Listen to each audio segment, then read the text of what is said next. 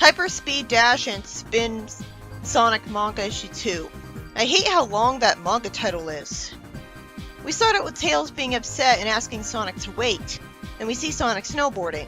It looks like he's snowboarding up a snowy hill. But only Tails has the ski things that let someone skiing steer. Sonic's not holding anything. I was reminded of Fleetway Sonic when he told Tails, "Man, you kinda suck at this." It was a nice change of pace. He's not afraid to be honest with Tails. It's always good to see what the heroes do for downtime. It's great that Tails is in the story. And it makes sense that the nerdy sidekick would kinda suck at sports. But he was great at Sand Hill. Or maybe not. We were never told his skill at that in the context of a story. And since the text in the tiny text bubbles is left untranslated for no reason, I'm forced to assume that they're swearing. And it's untranslated as censorship. If they didn't want me to think these characters were swearing, which is especially weird for Tails, they should have translated the text. Sonic snowboards off a snowy bump, and Tails looks insecure, saying that Sonic is good at everything he does, and calls him cool. It's interesting to see him be jealous and insecure instead of just admiring him. It's only natural that he go through this as well, especially as he gets older and therefore more self-reflective. Now this puts Tails back in the interesting underdog role from Fleetway and SA1 rather than being boring, where he has his own struggle being in Sonic's shadow. Realistically, he wouldn't get out of it, especially not from just one game. Sonic wonders how far Tails is going to roll, and we see a snowball being portrayed as rolling downhill by multiple snowballs being drawn in the panel. Then we see, I guess, that Tails fell over while holding skis. He's so poorly drawn that he's unrecognizable as Tails. Most Sonic fan comics nowadays look better than this. Then the text bubble's tail isn't actually connected to anything, but since it's closest to Tails, I'll assume it's him talking. Tails is stuck in a snowball, and so are a bunch of other people, and he says there's a whole bunch of walking snowballs. Rather than getting them out of the snowballs with his hands, Sonic says they must all suck at the mountain, and he's told to stop talking like that. Who's he to judge Sonic? Sonic has every reason to assume this. Then out of nowhere, we see Eggman talking through a megaphone, asking who will be the next challenger. He says he'll give 1 million yen to the victor. Sonic asks Eggman what he's up to, and is smart enough to suspect Eggman of being responsible for all the piled up snowmen up there. What does Eggman have to gain in this? And I guess Sonic's hoping that Eggman will want to brag about his plan, because that's the only reason Eggman would stupidly tell him his evil plan, and therefore risk him stopping him. Eggman shows the snowman that he calls his pal. The word bastard is in the panel, and Eggman tells Sonic he should compete. Why would he expect Sonic to be stupid enough to compete in a competition of Eggmans? Especially considering that the entrance fee is 50,000 yen. Sonic could just run towards his money, steal it, and give it back to all those people. And it'd be so much faster and smarter. I guess Eggman thinks Sonic could be convinced if he just tells him he won't be able to win. Of course, he's smart enough to manipulate Sonic, saying that he doesn't have any real self-confidence. And Sonic gets offended. I can kind of forgive Sonic being easily manipulated here because it makes sense that he wanted to snowboard anyways because he likes snowboarding, so he'll take any excuse to do it.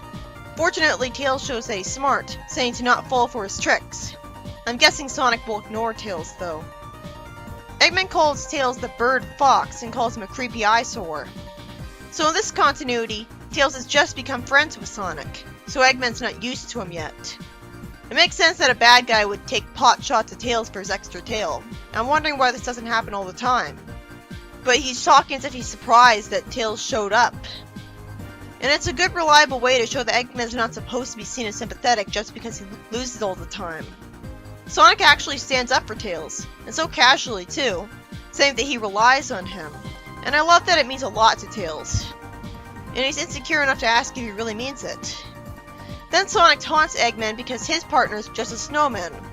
Eggman says he doesn't give a crap about what either of them say, as I'm desperate for the plot to actually progress. There's been a lot of character moments, but that's basically all that's happened.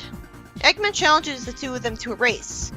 Tails and Sonic are smart enough to be opposed to racing on the course that Eggman created, since it's probably full of booby traps. Sonic says it sounds like fun, and Tails falls over in an overdramatic anime way to express emotion that took me out of it.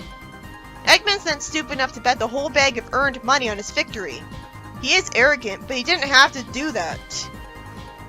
Sonic asking him if he had the money came out of nowhere, and so did him randomly betting it.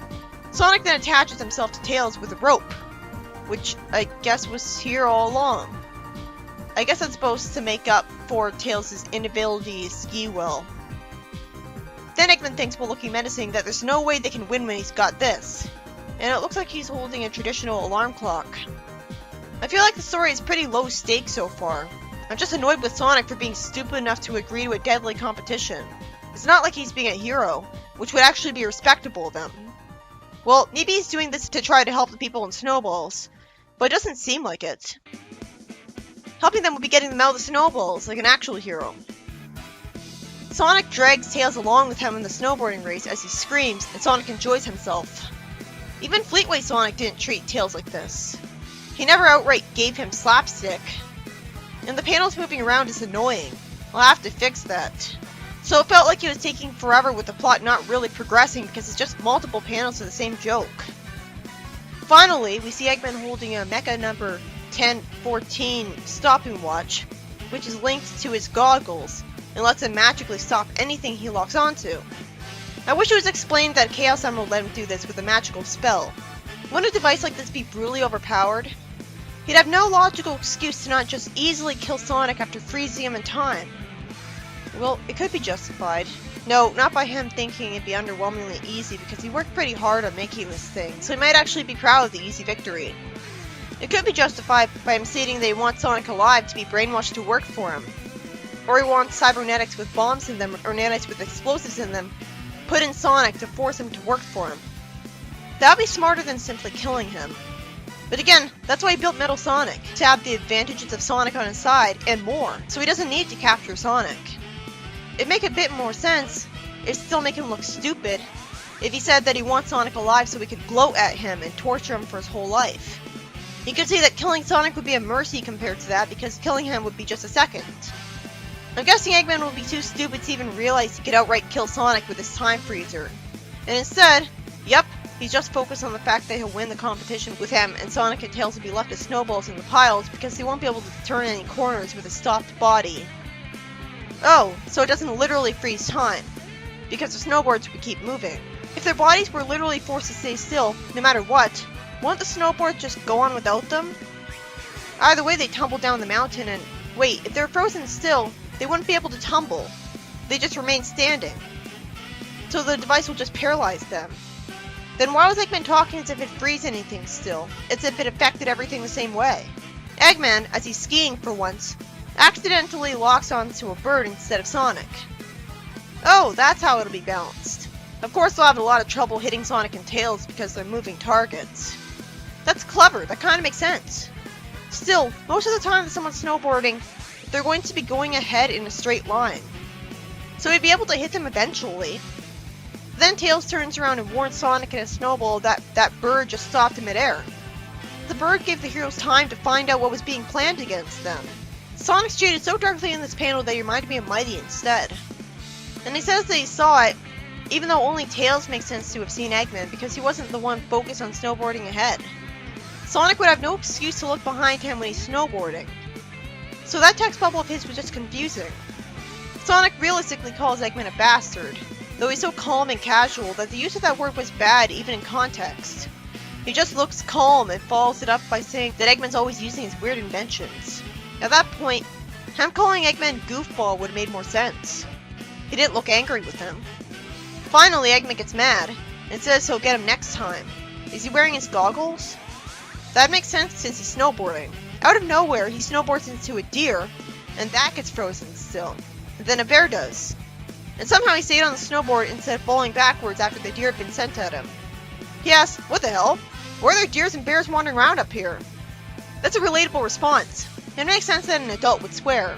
But one, if the writer knew this didn't make sense, he shouldn't have written it. And two, I typed deers and my spell checker underlined it.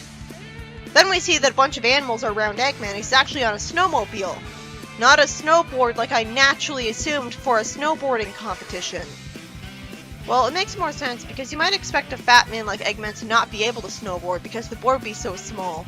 It might not be able to support his weight. Then there's a rumbling and Avalanche shows up behind Eggman. Sonic then stops despite Tails is panicking because he thinks it'll be more fun this way. Eggman falls for the snow, I guess, and Sonic says he's gonna ride the wave. Tails is panicking. Sonic's snowboard briefly lands on Eggman's face as Sonic tells Tails to trust him because they're partners. Eggman calls Sonic a bastard. Eggman hits a button and says this will stop him, and then Tails says the avalanche stopped.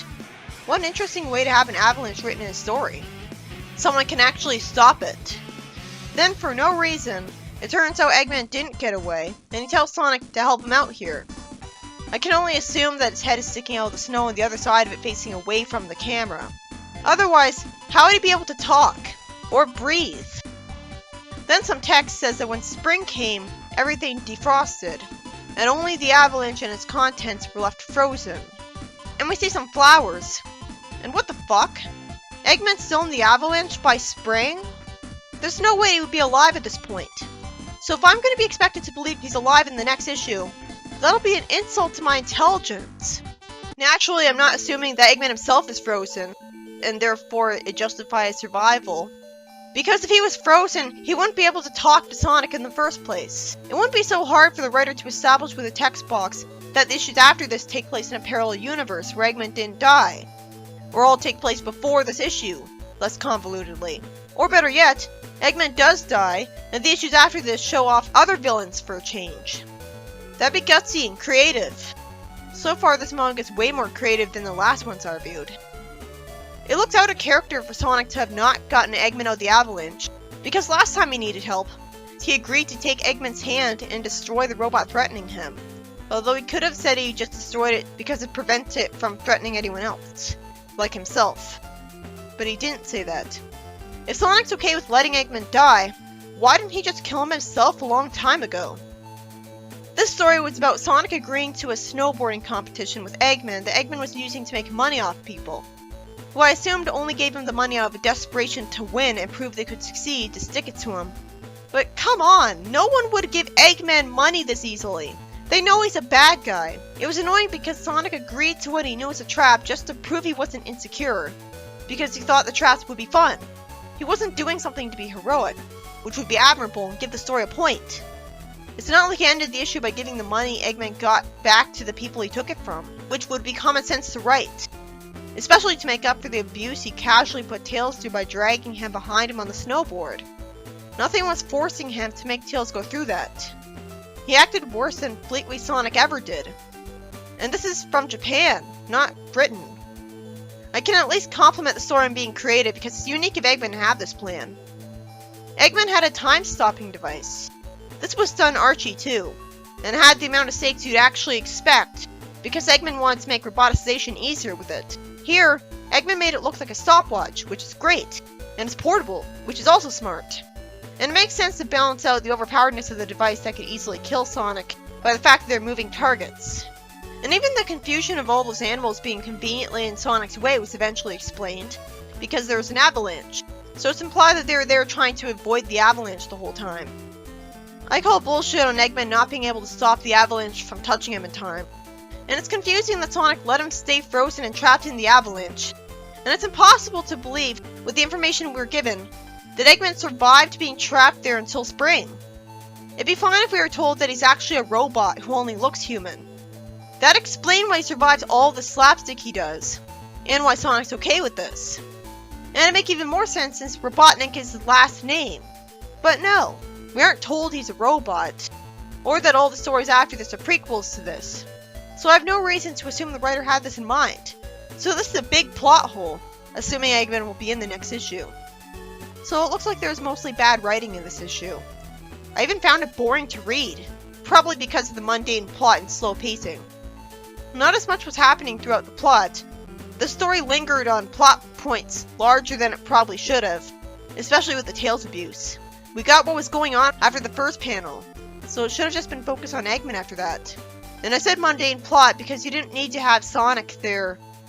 You could have anybody there to have a snowboarding plot.